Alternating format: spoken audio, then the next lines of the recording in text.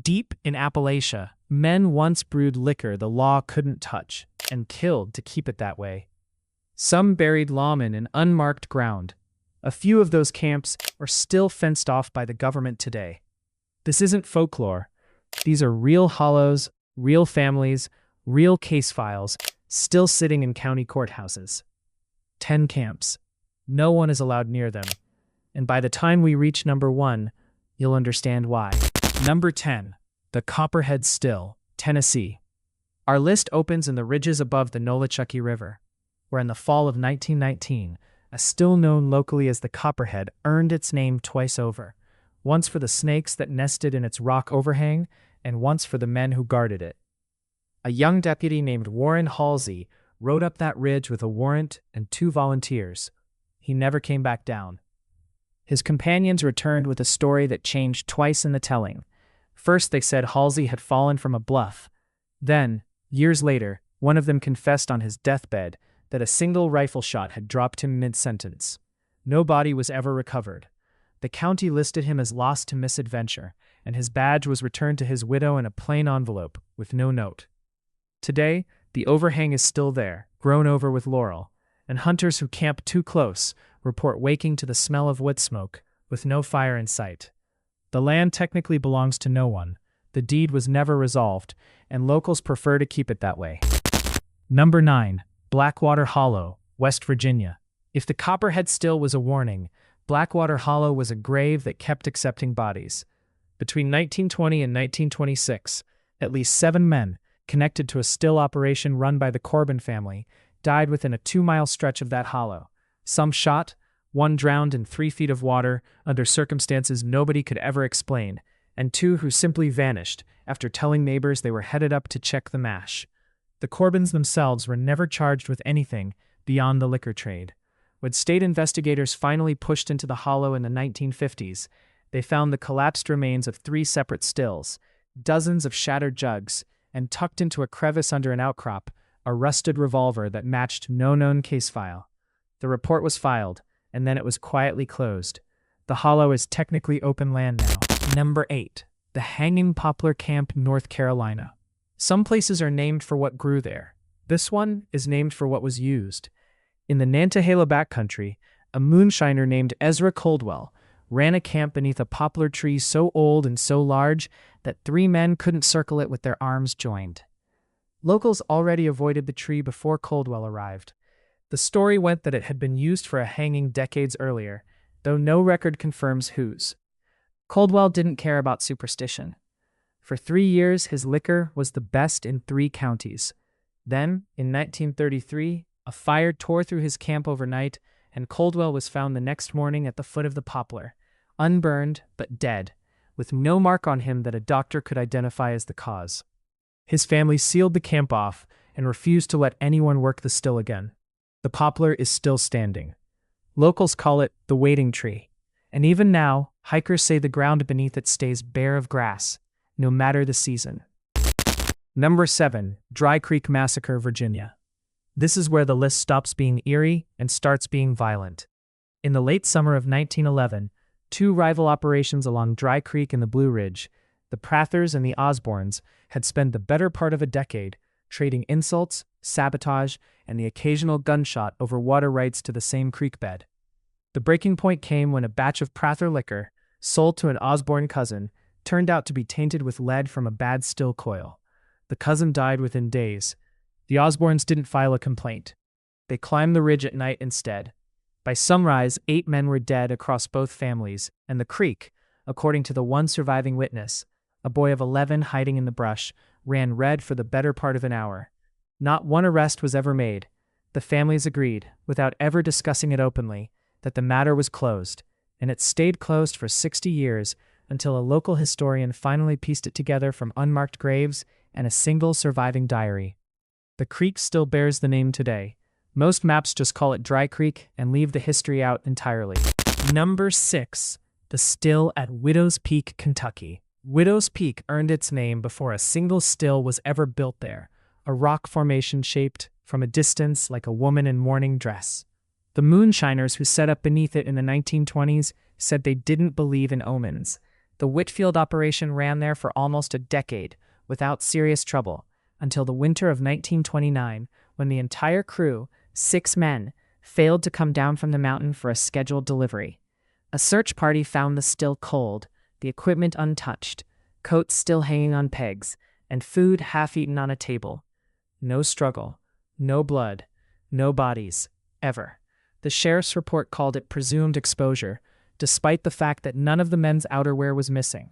Locals had a different explanation, one that circulated for decades, that the mountain had simply decided it was done with them. The peak is on private land today, owned by a family that has never once granted permission for anyone to hike it. Number 5. Silent Run, Georgia. Deep in the Chattahoochee National Forest sits a stretch of creek that old maps call Sweetwater Run, and that everyone who actually grew up nearby calls Silent Run instead. A moonshiner named Amos Redfern ran a well-hidden operation there from 1915 to 1922, protected by a reputation for using his still as bait. Word spread that a barrel of his liquor was always left in plain view near the trailhead, and that any revenue agent who came looking for it never filed a report afterward. 3 federal agents disappeared in those woods across 7 years. A 4th turned back after 2 days, refusing to explain what he'd seen, and resigned from the service within the month. When Redfern was finally caught, it wasn't for murder. There was never enough evidence for that charge to stick. He served 3 years for tax evasion, and upon release, walked back into the forest and was never seen publicly again. Search teams combed the area twice in the decades since. They found the still's rusted copper worm, half buried in leaf litter, and nothing else. The trailhead sign is still there. Locals don't stop to read it. Number 4. The Fenced Ridge, Tennessee. Of everything on this list, this is the site the federal government has never fully explained.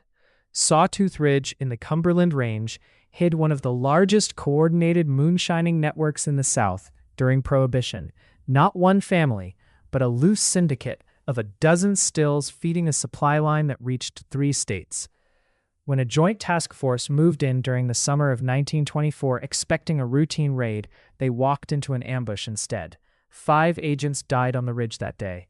The survivors burned what remained of the operation to the ground. What happened next is the part nobody has ever satisfactorily explained. The land was never reopened to the public. It was fenced instead, and it remains fenced today, federal property with no public explanation on record. Hikers who reach the boundary line describe rusted warning signs, still legible after a century, and a tree line that simply stops, as if something on the other side had been deliberately cleared and never allowed to grow back. Whatever the government found up there after the fire has never been released. Number 3. The Vanished Clan of Lost Camp, Kentucky. Some disappearances have an explanation, however grim. This one never did. In the winter of 1931, an extended family known locally as the Garnets, 3 generations, 11 people in total, running one of the larger stills in the eastern Kentucky hill country, vanished between 1 week and the next. A trader who visited to exchange goods found the cabins open, the fires cold, and a half-eaten meal still sitting on the table, exactly as if everyone had simply stood up and walked out mid-bite.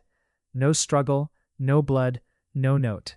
The sheriff logged 11 missing persons and closed the file within a month, citing a long-running feud with a neighboring family as the likely, if unprovable, cause. Several members of that rival family left the county within the year and were never heard from again, which some took as guilt and others took as fear.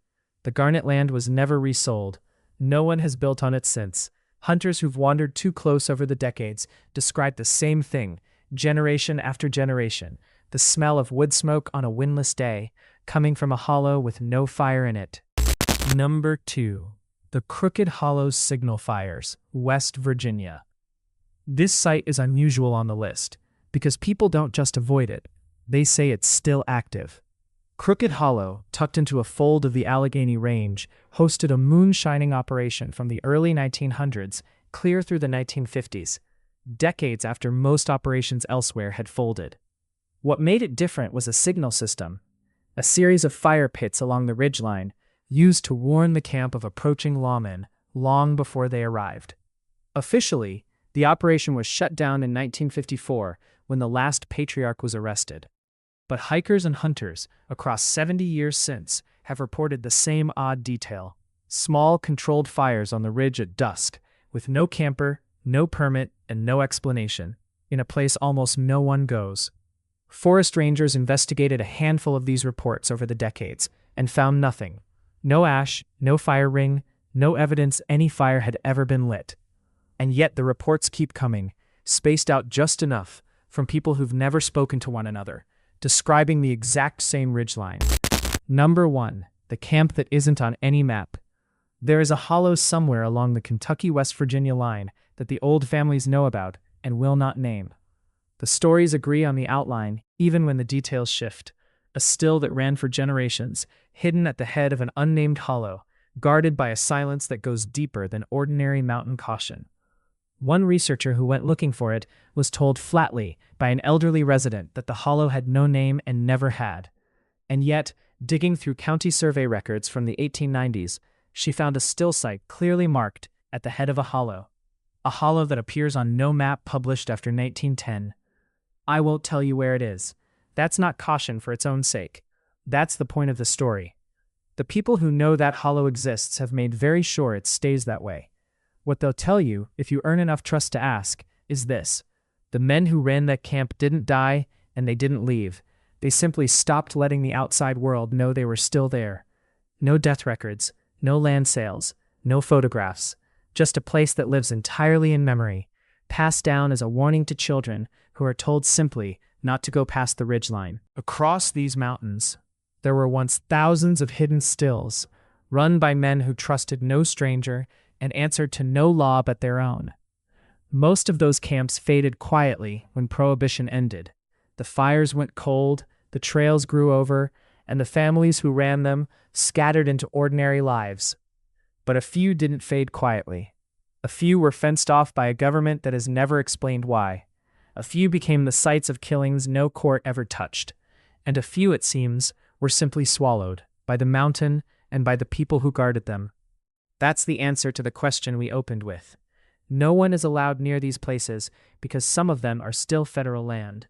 Some are still held by families who haven't forgotten, and some, in the plainest possible sense, are still being defended.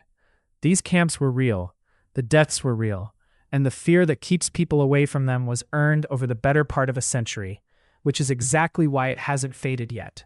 If you ever find yourself deep in these hills, on a trail that shouldn't exist, near a clearing where the trees seem to grow wrong, don't linger. If this kept you hooked to the end, hit like, drop a comment telling me which camp got under your skin the most, and subscribe, because this channel exists to find the places the maps leave blank, and we're not done walking into the dark yet.